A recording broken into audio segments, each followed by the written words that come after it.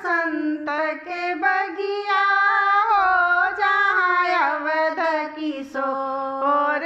शीत बसंत के बगिया हो जहाँ अवध किशोर। ताही तर खार सीता देई हो ये जे मनवा ले ले खार।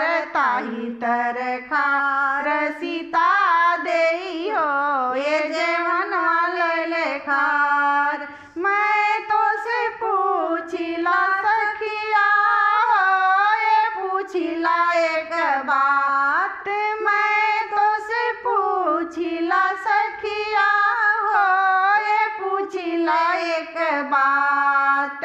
कौन कौन व्रत कैला हो पति मिले भगवान। कौन कौन तप कैला हो पति मिले भगवान। शीत बसंत के बगिया हो जहाँ अवध किशोर। शीत बसंत बगिया हो जहाँ अवध किशोर। ताही तर खार सीता देई हो ये जे मनवा ले ले खार। ताही तर खार सीता देई हो ये जे मनवा ले ले खार। कार्तिक मामू नहैली हो या गहन एतवार। कार्तिक मास नहैली हो या गहन एतवार। भूखल ब्राह्मण जे मवली हो बर मिलल भगराम। भूखल ब्राह्मण जे मवली हो बर मिलल भगवान। शीत बसंत के बगिया हो जहाँ अवध किशोर।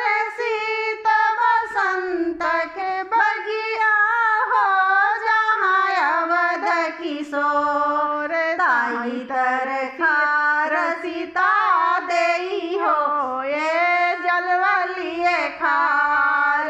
ताही तर खार सीता देई हो ये जलवा ले ले खार। मैं तो से पूछिला सखिया हो ये पूछिला एक बात। मैं तो से पूछिला सखिया हो ये पूछिला एक बात। कौन कौन तप कैला हो बर मिलल भगवान। कौन कौन तप कैला हो बर मिलल भगवान।